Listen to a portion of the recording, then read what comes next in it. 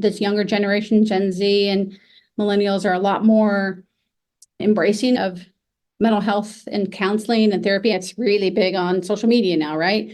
10, 15, 20 years ago, not so much. It was big enough, but there's still some people that really wouldn't want people to know that they're in therapy. And I just think there's been this kind of explosion and, hey, you deserve to have someone to talk to yourself. But I know that some people still don't have accessibility. There's a lot of barriers still out there. But I figure if I can make this workbook that can guide through some emotional experiences that exist in our life and can show up in menopause, what would that look like? That's what I did. And I created these chapters.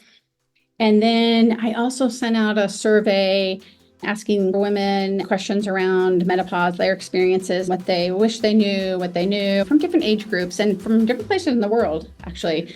Welcome back, my lovely listeners. Today I have the wonderful Audrianna Gurr. She is a seasoned therapist with nearly 2 decades of experience in guiding individuals through their emotional challenges. Audrianna's journey spans 19 years in therapy and 13 years in private class. Practices as a licensed professional counselor. Specializing in telehealth since 2020, she has conducted over 11,000 therapy sessions, impacting countless lives along the way. With a background in community mental health since 2005, she has received official citations of thanks from the Portland Police and the FBI for her work in combating human trafficking. Certified as an addiction therapist since 2009 and trained as a Daring Way facilitator by Brene Brown since 2013, Audrianna's expertise is both broad and deep. Audrianna focuses on perinatal mental health, employing techniques such as cognitive behavior therapy and dialectic behavior therapy. And now that she has approached menopause, Audrianna is embracing this new chapter by providing the support she wishes she had during her own menopausal journey. Recognizing the transformative potential of menopause, she has authored a book with over 30 practical definitions, tools, and approaches. Her book serves as a beacon of support for women navigating the perimenopause and postmenopausal stages of life. Menopause is a profound period characterized by hormonal fluctuations and emotional challenges. However, Audrianna reframes this transition as an opportunity for personal growth and empowerment.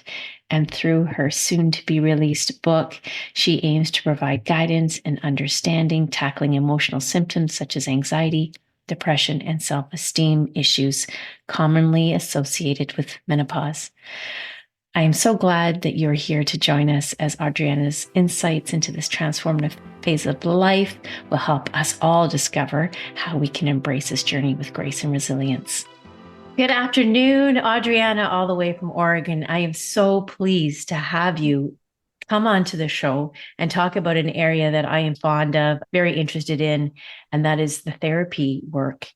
And you're going to explain to us why we need, as menopausal women, to address our emotions when things come up during the transition, and how therapy, and in particular, your plethora of therapist experience can help us. So Audrianna, welcome, first of all. Thank you. Thank you so much for having me here. It's quite, I'm very excited to be here. And I know it took us a while to get here. We had life popped up as it does. And so we finally made it. Hurrah. Life happens. You're right. But I want to hear what you have to share with us. And I think we'll just begin with your beginning, your story. What brought you to this path of therapy work, and how has it shaped you as you entered into menopause?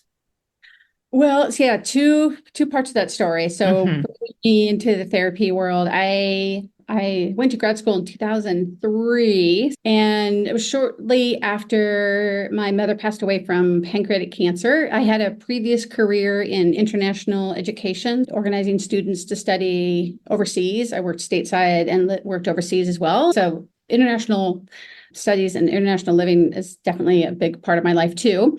But coming back to the States, my mom was diagnosed with cancer in 2000, and I was overseas working for a university in Leiden, Netherlands. And then I was spending time going back and forth, supporting her and trying to figure out what was going on. And then I finally had to make a decision, like if I'm going to be stateside or Netherlands side.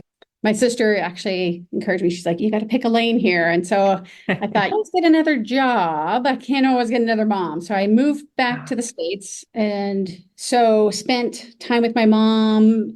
And in that period, I had thought about, because I had worked in higher education, I thought about the young minds and helping students study overseas, talking to these students about their life and their dreams. And I really liked that work. Irony is my mom passed away in October 2001, and this is after 9/11, when suddenly no one was wanting to send their students to study overseas or come to America. So jobs in that arena were, dried up for the time being. So I thought, well, and I met my husband, my now husband, when I came back to the States, very serendipitous, kind of bittersweet thing that he was there as my mom's life was deteriorating. We got married, and then I said, I want to go to grad school. I want to try doing therapy. So we moved to Portland, Oregon, and he's a chef. And so that's a great town for chefs. So started my master's degree in counseling after I had a master's degree from University of Essex in international relations. So it was a real change. And wow. Yeah. and I liked going to grad school in my early 30s because then it felt you have different skills than you do when you're 18, 19, and 20 in undergrad. Okay. So before we go any further then, how did you get involved with the FBI and working with police forces? Yeah, started in community mental health and then worked in the communities around the Portland metro area, involved with a program with LifeWorks Northwest and a program called New Options for Women, which helps women involved in prostitution. We also worked with the Portland Police on that. And also, to be honest, with the FBI, there was a whole thing we were trying to help people get out of prostitution and human trafficking. And I also worked at OHSU in the behavioral health clinic, doing work around DUIs, people that had DUIs, and helping them get through their diversion programs. I also worked at a psych hospital in an assessment center, assessing what level of care they would need if they would need to be admitted or such. And that was hard work, but also really helpful work in terms of helping me with diagnostic skills, but also meeting people where they're at. I worked also at a place where people come from the state hospital were trying to integrate in society, and they would have addiction issues. I felt like I was really exposed to it all, and I was liking the work. And then I had a baby, and I had a series of pregnancy losses, which were really hard. And then had a baby. And then because of these pregnancy losses, I was really anxious with my first child. And this is like 2007. And so much so that my really lovely husband put up with a lot of my anxiety around this. He was very supportive. I'm a mental health provider, and I didn't quite get what I was going through. And so 5 months in, finally met with a therapist, and I had postpartum anxiety. And I was like, wow, we don't know enough about this. Like, I know of postpartum depression we hear about, we don't hear about postpartum anxiety. And what else is there, right? Right. So we learned about postpartum OCD and postpartum PTSD, and I had a pretty difficult birthing experience. And I was like, okay, this is where I want to know more. And so I did some volunteer work with an organization called Baby Blues Connection here in Portland, run by Wendy Davis, amazing woman, and then learned a lot more. So this was where I was in my life, right? I'm like, okay, I want to support moms. I want to help people who are in this process of. And so I started working in perinatal work in that process of people getting pregnant, maybe losing pregnancies, maybe even infant loss, and then having postpartum challenges within themselves or their partners or such. So I was like, okay, this feels good. So I know I'm just throwing a lot of information there. I'm not giving you a chance to talk edgewise here. That's okay. There'll be plenty of time. Okay. So with that being there, about 2 years later, I had another child, another son. And then this work was very powerful. And I think that's the thing is we go through something and we recognize it and we're like, oh my gosh. So with my mom's loss, I had grief, right? And so learning about grief, I'd had some difficult experiences in college. So, okay, how can I help myself? Then how can I help others? Over the years, I have been gathering all these tools and doing these other trainings. And during the pandemic, I got out all these Post-it notes and like these giant Post-it notes and put them on my wall. And I was writing out each little Post-it note of one of the skills or one of the things I do with clients in sessions. And so I started making these, I mean, it looked a little Czech, some Pollocky, Homeland, like adding, I'm like, okay, I do this, this is a tool I like, and I like this. This was really great for bringing conversations around this with clients. And what do I do with this? And I thought, okay, maybe I can make an online group. I could make a group around these tools, 2020, 2021, when we didn't know what was going on. I was still practicing my work as a therapist online, but I also I really love the group work. I was like, can I figure this out? So I put these in kind of pockets of dealing with anxiety and dealing with depression or dealing with trauma or dealing with different kinds of diagnoses or challenges. And then that kind of percolated. My husband, they're like on the walls in our bedroom. I'm like, okay, I need to find someplace else I need to do something with this. So in the summer of 22, I went to the World Domination Summit in Portland, and where people would come, and a great place for a mix of minds and ideas. And there was a workshop on publishing. And so I went to that, and they, like, what is your idea of your book? What's your hook? And this was really a powerful experience for me. Like, okay, if I could say what I wanted to do, my book would be my experience. I'm now 54. At the time I was 52. I had had my own experiences. Well, I've been learning about menopause. And again, I'm like, wow, I had a lot of emotions about it. I can Google menopause and you can get a lot of information about the symptoms and the physical symptoms. And there's some information about emotional experiences and emotional regularity, but not a lot. And I thought, wow, I can take these tools and I can apply them to this process of people going through menopause. And I started doing all this research around menopause in general. And then took a course called Finish Your First Draft, which was a 6-month-long course. And I would get up at 4:30 in the morning and write. And then I've ended up with about 60,000 words now. And so I've created a book, and my intention is it's to create like a workbook. So do you tie your education and experience as a therapist into the design of this workbook? There's a lot to be said for people with mental health. A lot of people really love mental health. This younger generation, Gen Z and millennials, are a lot more embracing of mental health and counseling and therapy. It's really big on social media now, right? 10, 15, 20 years ago, not so much. It was big enough, but there's still some people that really wouldn't want people to know that they're in therapy. And I just think there's been this kind of explosion, and hey, you deserve to have someone to talk to yourself. But I know that some people still don't have accessibility. There's a lot of barriers still out there. But I figure if I can make this workbook that can guide through some emotional experiences that exist in our life and can show up in menopause, what would that look like? That's what I did. And I created these chapters. And then I also sent out a survey asking women questions around menopause, their experiences, what they wish they knew, what they knew from different age groups and from different places in the world, actually. And that was fascinating, getting this information. And I have that in the book too. There's probably some odd is being reported now, some 100 symptoms plus that can show up. So yeah, the combination of questions that we could ask is absolutely endless. But from what you did ask and were able to ascertain, coupled with your experience, I think my first question, why is therapy or talk therapy recognized as so essential and beneficial for women as they go through the menopause? Like, what is happening with our emotional roller coaster we're experiencing, and what's going on there? Women are no strangers to change in their lives, right? And this change of going through being a girl, and I know there's a lot of language around people being born a girl, going through adolescence, and then going into this place where you would be able to have that, presumably you would be trying to have kids or mate and have children.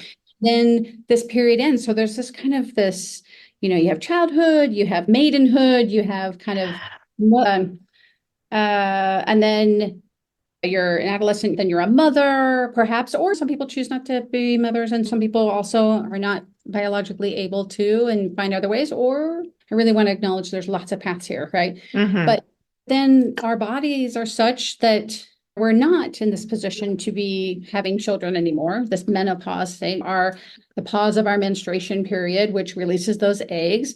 So with that, our body changes. And it's almost shocking how little research has been done on this until just the last 50 years almost, where tracking what goes on for women, because as you said, 100 symptoms, and some women have a breezy experience and some women have excruciatingly difficult experience. It's not predictable, right? Yeah. And then there's physical changes and there are mental health ones.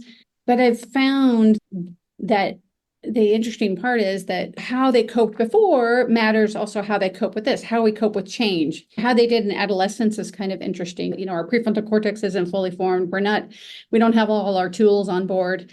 I found like a lot of women, it is an extraordinarily validating experience because they're almost like, hey, I've got my body back. I get to do things on my time. I don't have to deal with this period anymore. I am me, and a resurgence of feeling confident and strong. And then some women, it's not quite that journey, or they are wanting to feel that.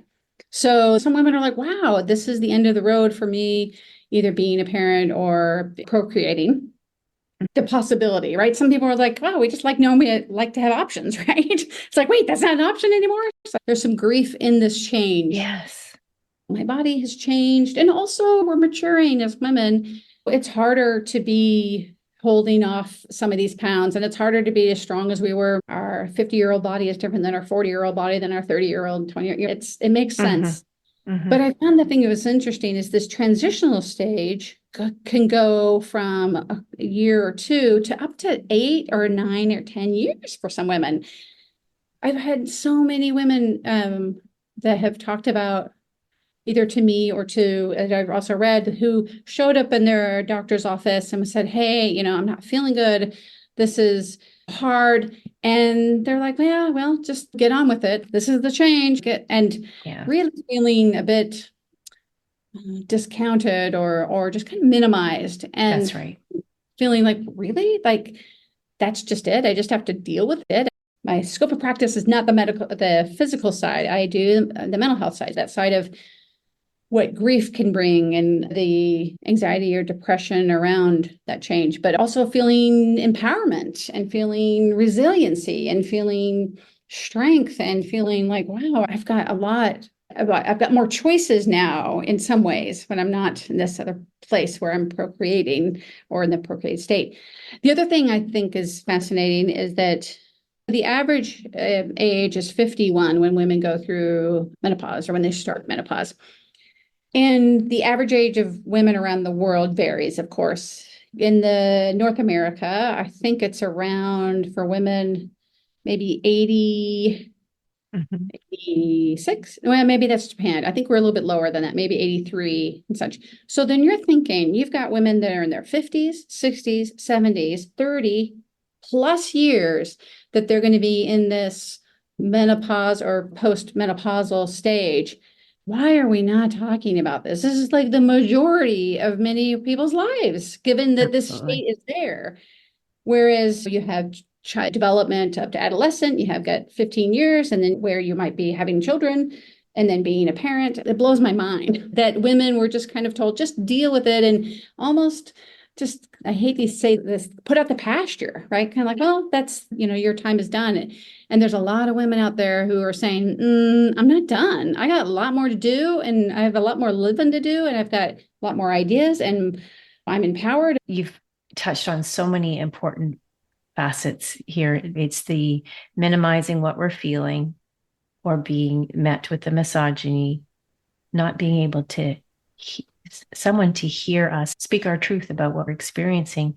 And yet we can feel this. I know certainly in my experience and a lot of my friends and colleagues I spoke with, we feel this energy happening, this shifting happening, and we don't quite know what it means, whether we welcome it or be fearful of it.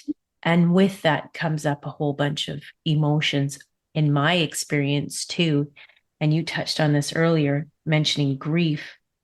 I feel there is a lot of undealt emotions from past stressors, past events, past traumatic events, or the loss of our loved ones or parents.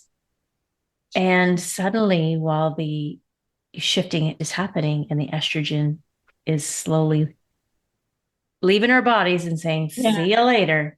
Yeah. And there's this reveal, the time to make right with things that you've shoved away. First of all, why is that happening to us? What do we do about it? I talk about grief with my clients around this concept that grief isn't just the loss of a person. That is a big place where we recognize grief. Maybe a loss of a grandparent or a parent or loved one is like, oh, I'm in grief. But really, we're in grief when an important change has happened in our life. So even in positive places. So if we graduate or we get a new job or we move to a new city, this is a positive change, but yet we are leaving the path that we know and are comforted by, or at least it feels familiar with us. And even though we're excited to move on to this next thing, we don't know what that next thing is. And so it can feel a little maybe nerve-wracking or scary or overwhelming. Grief is commensurate to the value of the lost experience or person or thing. So if we lose a parent, obviously this grief is really tied to who we are, if we're our primal source of being, if it's our birth parent, right?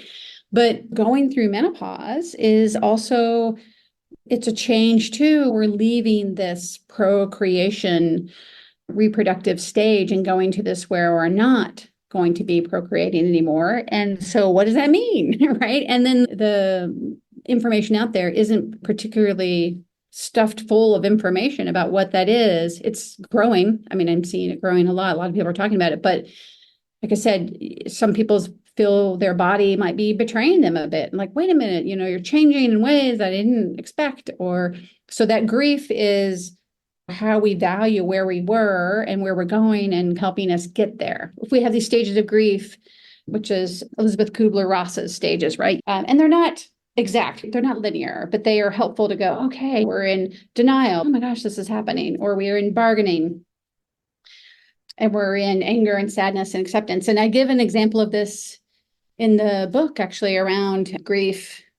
So say that you go out to your car and you try to start it in the morning, it doesn't start. So what do? You try and start it again, right? You're in denial. Not going, no, the car's going to start. The car's going to start. So the next thing we do is bargain with the car. Oh, come on, I'll do more recycling. Just start. Or just get going, please, please. Don't let me be late for work. And then that doesn't work. So then we get mad. Piece of blank car. I can't believe you're failing me now. And then we get sad. Oh my God, I'm going to be late. Boss is going to be mad. They're really sad. And it's going to mess up my day.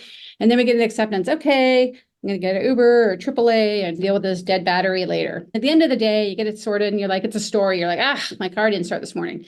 That was your experience of grief. Now, it's not going to be the following Thursday. It's probably not going to have much of a blip on your radar. You're like, yeah, that was annoying. But there was grief there in the sense that your path that you were on is no longer available. You had to make some changes and adapt.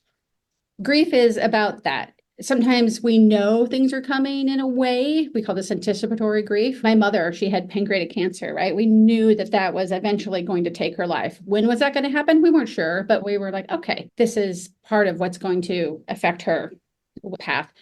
And by the way, I really don't believe one way is more helpful than the other, but I think that it depends on so many variables, because sometimes knowing, yes, maybe there's a chance for people to be able to resolve some relationships, things or such, but still loss is loss. We can say, oh, that's going to happen, but it's very different than when it has happened. Right. I'm going to graduate, or I'm going to have a child, or I'm going to get married. We don't really know what that's like until we're there. We can think about it. It's sort of like a travel book. I don't know what Italy's like. I can read all these books, but until I go and have my own experience and putting my boots on the ground, then I'm like, oh, okay, this is what Italy's like for me. And this is the same thing with menopause and grief.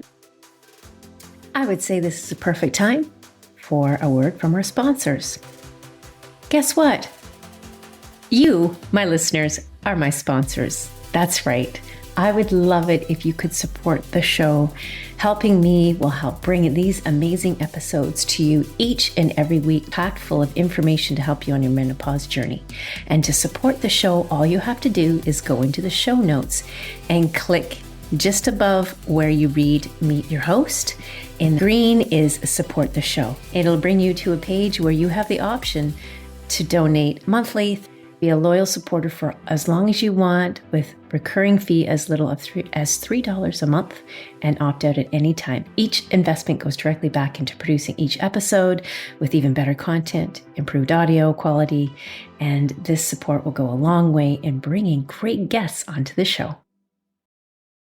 Let's talk about what clients and what potential readers of the book can expect when they get it. It's a workbook. So what can we anticipate out of it? Yeah. Your workbook that's going to be so empowering for women. I guess what I'm trying to say is what will set it apart from the other books that are out there on menopause. So for some women, they're going to be dealing with different things. Right. And that's why this book, I'm hoping, creates a little bit of community around this so women can talk to other women about it. I found that in the groups I run, those are the most powerful groups when people are just saying, me too, I too am struggling. And we're not solving anybody's problems. We're just finding a place of compassionate empathy, saying, I know a version of what you're doing. Right. To be perfectly in full disclosure, I'm still seeking agent and publication for this. So I've been contacting places, and a lot of people tell me, oh yes, this is great. It's a great idea. We'd love to do this. We just need you to have a bigger platform. You need to have more people that we know would buy the book. Typical cart before the horse. You don't know if they're going to buy the book until you get the book out there. Buy it. And I think that's publishing these days, which is a whole other conversation. 1 billion people on the planet have been in or gone through menopause. So there's plenty of people that would be, of those billion, there'd be some of them that this would be useful for, one would think. Awesome. It's amazing that you should say that. I was thinking the very same thing, because thank you for providing me with that manuscript to see the advanced copy. I'm thrilled for it. In the United States alone, just one country, 6,000 women will enter the menopausal transition, those years of approximately 45 to 55. Those are clients coming through every day. Per day. Potential clients. Can you imagine? Many people that need assistance. They need that emotional coach, if you will, somebody to hold their hand, yet literally and figuratively, because you're not physically there. The book is there, but this is your coaching. This is your 20 plus years of experience packed into the book. Yeah. So I have set up the chapters in different categories based on emotional areas. So like one, I am waterworks, which includes sadness, grief, and depression. My most popular chapter, popular meaning people go, oh yeah, I get that, is the I'm still hot. What's the finding empowerment in mental health and menopause. Mm-hmm. And obviously it has a double meaning there. I'm hot, but I'm still hot. I've got it. And the looking at these emotion states, because sometimes we may not know exactly what all emotions mean, and having an understanding of our emotions and being able to name them is a process that helps us in helping manage them. And then I have particular tools that I've used throughout my practice that would be applicable in processing those emotions. Now, the tools I use are not only for that emotion, but it just seemed the ones that seem most applicable in that. There's a lot of cross working there. There's also at the end of the book, I have this whole part around the empowerment, and how the thing I heard from a lot of women is, wow, they have this ability to do these other things they want to do, and they are more compassionate and they're more empowered, and how menopause isn't a death sentence. It isn't us being put out to pasture. It's a place where people feel almost more comfortable in their body than they've ever have been.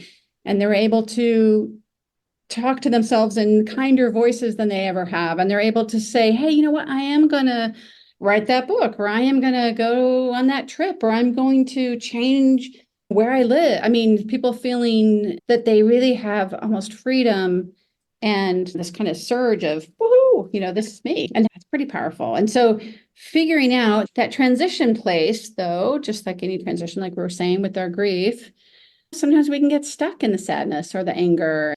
We can be I call them thought eddies with my clients. We're like, oh, I'm in a thought eddy. You want to get into the stream, but you're caught in the side and you need to bump out of it. So what do you need to bump out of it to get back into the stream? That is, give us maybe one tool. What lifeline would you throw them? Well, we talk about what we can control and what we can't control, right? So, okay, I'm in a thought eddy. I'm worried about my meeting with my boss, say. I'm worried about how that's going to go. It's like Friday night and you're worried about it, and Saturday morning you're worried about it, and Sunday. So it's like, you know what? You're not there yet. So you can't control a situation you're not in yet. But it's not easy enough to say, oh, just don't think about it until Monday. It's like, that's not really helpful when people, especially if your mind is actively processing, and our minds move amazingly fast and gather all this other, like, oh, I'm also worried about this, right? And all of a sudden we're worried about everything from how clean our house is and how our kids are doing to the state of the world. But the idea is, so we talk about mindfulness skills and this idea of, I talk about a sensory grounding exercise, which is not news to people. There's different versions of it, but how do you come into the room and be in this moment and you go, okay, what do I see in the room? What do I hear in the room? What do I smell? What do I taste? What do I feel texturally?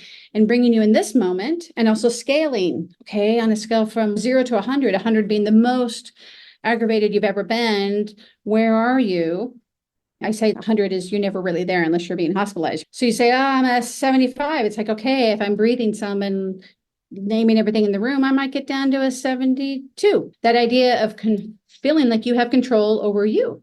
You're not at the meeting where you're going to have the talk about your job, but you can be back in the room and the things that you can control. Like, okay, I am going to maybe peel this orange really slowly, and I'm going to smell it. I'm going to touch it. I'm going to listen to it. Even that opening the pith, the skin, I'm going to squeeze it open, and that tasting, this concept of doing one thing mindfully, using this as a tool to lessen our anxiety and our worry, get out of the thought eddy and get back in the stream of life. I'm going to enjoy this orange and maybe go for a walk and watch a movie with my family.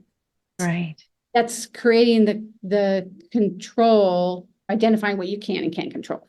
And it's pretty much like, certainly going through menopause, it's everyday work, if not hourly work sometimes, because that overwhelm button likes to get pushed quite a bit. Things that I could handle and multitask is suddenly like, can't do any of that, and highly sensitive to any other sensory that enters the equation that I'm not prepared for.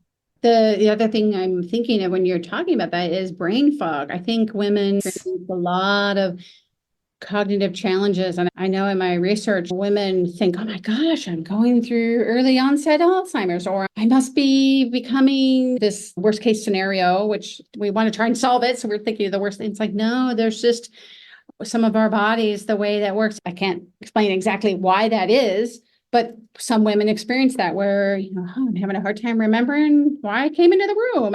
We joke about senior moments in this, but for some of us, it can feel really, really debilitating and embarrassing or insulting. Like, wait a minute, no, I have a handle on this. I'm just having a moment, knowing that you're not alone in that. I think a lot of women and men, but people will have something and they'll go into a dark place thinking, oh my gosh, I'm the only one that has this problem. Or if people know I have this problem, I'm going to be labeled as something, and being able to talk about it and go, oh my God, you too feel that way? And then you can lighten it a bit and go, okay, this isn't me having an undiagnosed disease. This is me going through menopause. And one of my struggles is brain fog. You have a plethora of training experience from the FBI. And also on your website, you mentioned some of your mentors in the programs. Tell us a little bit about that, because I'm a real fan of Brene Brown, The Daring Way. And how does that also apply to the coaching? Is it something that we can see in your workbook? I can't label her stuff as my stuff, but that concept of identifying shame, and I don't think we all really think about what shame is. And Brene is the one that kind of introduced us to that concept. What is shame? What is guilt? And what is humiliation and what is embarrassment, these kind of different tiers of experiences. And shame is the one that's most isolating, right? Where we do get into a dark place and think that no one is having it as bad as us. And women, we tend to, and I'm being sensitive in the gender situation here, but women tend to be harder on ourselves with that than men do. So her work, especially her book, The Gifts of Imperfection, was the first book I found of hers. Certainly lit that candle in my head. And I thought, really, there's gifts in my imperfection? Tell me more. She has such a breezy, yet smart, eloquent, fun way to teach people and make them feel and educate people and they're not alone, right? And so that's such an important thing. In one of the trainings we wrote on our hands, and at the moment I'm forgetting. See, here's my brain fog. Completely. Yeah, it was like imperfection on her hand or what. And I remember going, "Oh my gosh, I did it badly. I need to do it again." I'm like, "Oh, there's the imperfection piece right there where we're like, oh my gosh, I've got to do this perfectly." Case in point, yeah. So her work has certainly influenced me in that regard, and running the groups. I had run groups before, but I like this idea of a psychoeducation group. So with this book, they'll have it, they can read it, they can do these exercises, they can do these journal prompts. But I really want to create an online group, like a guided group where you get weekly updates, a video like, hey, this is what we're talking about. And people can go and then write to each other online, because there's an appetite for people to talk about their experiences, their emotional experiences in menopause. I can see this being like a high ticket offer, a master class. But even hey, with your girlfriends, or saying, hey, and the curriculum that we did with Renee's group was usually 10 weeks long. But this place where people can go, if it's online, you can do it week by week. You can do as you will, as you like, right? You can do it in your own time zone, and you can listen to the video and you can say, hey, this is what I thought about this. And people posting their own writing prompts. It would be a really collaborative, amazing place where people can just be themselves and process their emotions in this journey. And the other thing about that is there is a real thing around validation, looking back and looking forward. I remember my experience in being in a mom's group after having a baby and having my 2-month-old. And I was having a pretty hard time internally, externally, admitting, oh, I'm sunshine and everything's great. But I remember looking at the next to me and seeing someone with a 1-month-old or a 2-week-old and going, oh my gosh, I remember 1 month, whew, that was hard. Oh, 2 weeks. I remember how hard that is. It's like, okay, I did that. And then seeing ahead and seeing the 4-month-old or the 6-month-old and going, oh my gosh, okay, look at them. They're doing that. I think the same thing can be said for menopause. We don't know when it's going to happen, right? It's not like birth where we're going to be like, okay, some women come to it really early or medically are, forced into it because of a medical situation. But some people come to it later. That, I think, and women going, yeah, you're on their side here. It's okay. You're going to be okay. I think that would be a lovely way that this could support and manifest as well. Fantastic. If you want to get that book in the hands of women who are just on the edge of entering into perimenopause, because like you said, it's all in retrospect. When we hit that line in the sand where the menses has stopped, and then you reflect back in the last 10, maybe even 12 years and think, oh, that's why that was happening. Oh, that's why. But we're made to believe in the medical system that there's got to be something associated with it. Yeah, you've got gut health disease, which could very well be, but the hormone fluctuation is not well understood enough to make us realize that all those experiences over a span of a decade or so, a clear, rational explanation as to why we're experiencing what we're experiencing. And feeling confident to ask those questions of your medical provider or because it is, again, the delicacy of everyone's individual experience. There is not a playbook. This might happen, that might happen, and these things might help. A lot of people have different opinions and feelings about things that help. I do actually have a patch that I change it every 3.5 days, and that's been important to me. I think when I was going through the beginning of my realizing I was going through menopause, I remember being in sessions and I'm like taking my sweater off, and I wear a scarf all the time. I'm a scarf person. And I scarf on. I'm like, goodness, what's going on with the heat in this place? And I remember also experiencing the same thing the first weeks of coming home postpartum. Going, oh my gosh, my husband, like, are you turning the heat up? He's like, no. All right, turning it down. Oh, what's going on? This is not just the heat. Maybe there's something going on in my body.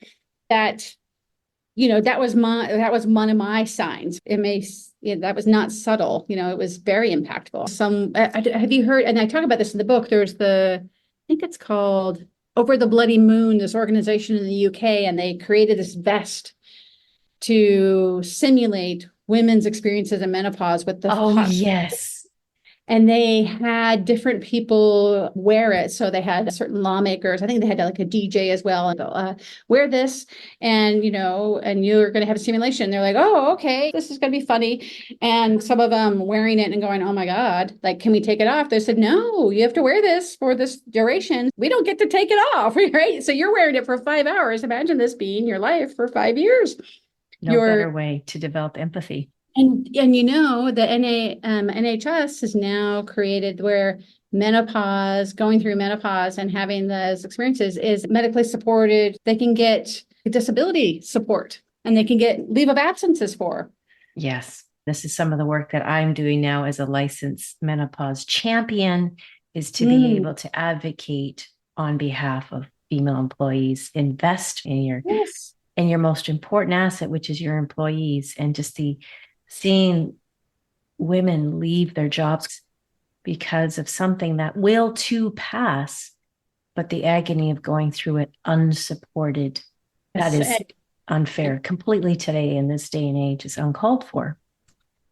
I love that that's part of your work too. I am lucky that I work for myself, so I can set my own schedule, but there's women. They've been doing this for generations, right? Women, like you say, these symptoms could, interrupt their career trajectory or their plans, and they'd have to quit their jobs. They weren't supported in this being a recognized medical challenge that, as you said, will evolve, but they need to figure out exactly what kind of support they need specifically for them. Yeah. And having medical providers that can talk them through those options and choices. It's just creating the conversation.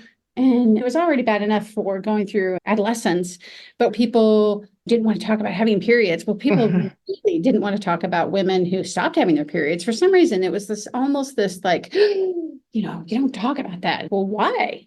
Why do we not talk about that? What is so bad about this, that there's this other chapter of life? It made it seem so shameful. We're progressing. I think it'll be very interesting to see where we are. I mean, this generation, people, the very tech savvy generation, not that the people in the 50s aren't, but there's these women who are in their 40s that are demanding a bit more. I think that the menopause is going to be more and more talked about and accepted, and just like, okay, yeah, this is part of it. The same way that menstruation was, right? I don't know if you remember there wouldn't be any menstruation ads, right, for products on the TV. It was like, oh my gosh. I think they even had a restriction on when they could show them. Yeah. Don't put it through Super Bowl. We don't want a family to see that. Like, what? I think that's all we all got here somehow. Come on, we're watching Happy Days. Come on, kill it. Yeah, we're getting better. Conversations around our family table is a testament to what you just said. My daughter will just call it the way she sees it, and very descriptive. And my husband rolls eyes, and I can just imagine 20 years, 30 years ago, me being in her shoes and having that conversation with my father. I think I probably, first of all, might have been cuffed upside the head. My mom sternly sending me to my room to be more ladylike. But then again, what's the message we're saying? What I'm experiencing is something to be shamed. But I look at now the Gen X generation, we've taken on a big role as being the trailblazers. We're doing it rough, but then we're raising children. We were the first generation to raise children with a device, and we didn't have a playbook.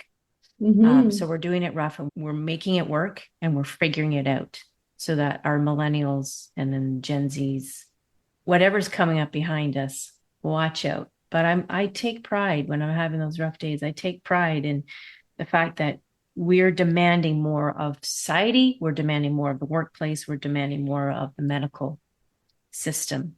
And we're seeing great work come out of it. I think your workbook is going to be up there Audrianna, as one of the playbooks, because it literally, you're walking through the steps. Well, And thank we'll you. have to do our homework, but at the end of it Yeah, is like anything, empowerment. right? A I'm super process. excited to share this.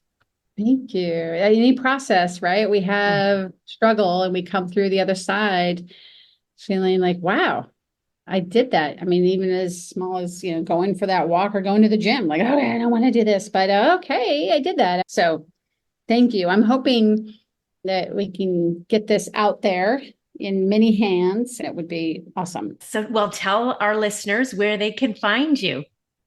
My website is Gurr Therapy. So Gurr, Gurr Therapy. I do have an Instagram. It's Audrianna Gurr Therapist. I'm like saying that with a question in my head because I'm thinking that's it. I think there's not a lot of Audrianna Gurrs out there. So that's Audrianna. Those are the best places. You can reach me through email and phone through there. And watch this space. I think there's a place to, create online community, and hopefully this book can get printed and in people's hands so they can get their favorite bevy of whatever and sit by the fireside or on the mountainside and write out stuff and feel empowered by their self-love on this journey. Therapy and vacation. You can call it menopause vacation. That's right. Get the work done and enjoy your space while you baby moons, and it could be the menopause moon. I don't know. Yeah, there's something there. It's been delightful having you on our show. I'm going to get all those details in the show notes where they can find you. Watch for that book on manifesting. I see it on the shelf already. The title won me over. I'm still hot. Hell yeah. Thank you so much. I really appreciate it. Well, I thought that was an absolutely fascinating, in-depth conversation with a very seasoned therapist. Audrianna brings so much insights from her 20 years of experience. I mean, discussing the evolving perception and importance around mental health alone, particularly as it relates to the upcoming generations behind us, Gen Z, millennials, and how they shape their mindset around mental health. This is something that's commonly talked about, which is a good thing. But for our generation and the generation before us, where we didn't talk about menopause and then certainly didn't make the correlation between the emotional issues that come up with menopause and any underlying stressors. And we're living at an age now where we have the therapists like Audrianna, who brings her years of experience to the forefront so that we can have a better menopause experience and pass it on to the next generation. I'm really impressed, though, that Audrianna shared her professional background with the work that she did in combating human trafficking, perinatal mental health, being so candid about her experience giving birth to her children, and then her personal journey through menopause, which of course inspired her to create a comprehensive workbook aimed at women experiencing the midlife transition. I really felt, though, that this conversation highlights the emotional challenges and the transformative potential that we all can embrace during menopause. It's an invitation to really do the introspective work, to explore truly who we are, to clear out all the cobwebs, for a lack of better terminology. This workbook that she has created and soon be available on the shelves also comes with the homework, but also the invitation to create community. And this is where the work gets done. When we gather, when we share our stories, when we validate our experiences, and having Audrianna lead it as a guiding tool to develop that community support women is so vital. This was just one heck of a great conversation. Audrianna had so much to share. You could feel her enthusiasm as she delivered her message, but it was a very important one. And I've spoken about this before and covered in my blog, Cognitive Behavior Therapy, basically talk therapy, talking it over, the way that we can look at our behavior and understand, is my emotions driving my behavior? Is it the memory of an emotion that's driving my behavior? Or is it something else? So I invite you all to take that time to do the introspective work. Get curious. And as I say all the time, don't absorb, observe. All right, my listeners, we have so much more coming up this summer with some great conversations with guests. Please stay tuned. Until next time, this is Mary. Love and light. Thank you for tuning in to another insightful episode of All Things Menopausal. If you enjoyed today's episode and want to stay connected, be sure to follow me on Instagram for daily tips and updates. You can find me at m_l_coaching. For even more support and community, join our Facebook group, Personal and Universal, where we share experiences, advice, and empower each other through the transformative journey. And if you found value in today's episode, please consider leaving a review on Apple Podcasts. Your feedback helps reach more women who can benefit from these conversations. Okay, my lovelies, until next time, stay empowered, stay informed, and embrace the beauty of your menopausal journey. Remember, midlife should be the best life, and it will be. Namaste.